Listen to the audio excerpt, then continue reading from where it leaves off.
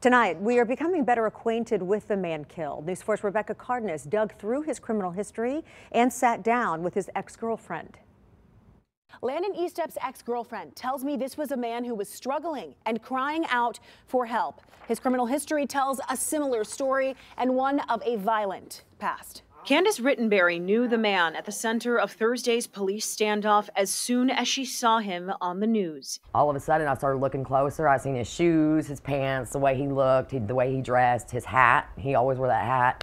And then we seen him getting shot. Rittenberry says she and Landon Eastep, who ultimately was killed by police, dated 2 years ago. I first met him in the NA rooms in recovery. She knew Eastep to battle addiction and mental illness, something we found consistent with his criminal background check, which reveals more than a dozen drug or alcohol-related charges dating back to 2005. It sucks because the only thing that any of his friends or anybody ever wanted was to see Landon do good, and for it to end this way,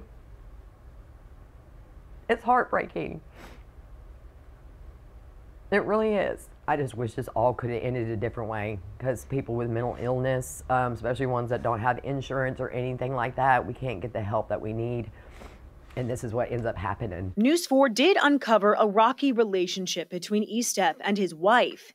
She filed 2 orders of protection against Eastep in the last 6 months, the most recent on November 17, 2021. In it, she describes Landon kicking in the door, throwing a small shelf at her, punching a hole in the wall, and threatening to kill her. She goes on to say Eastep had a history of abusing her, including strangling her multiple times and threatening to kill her with a knife.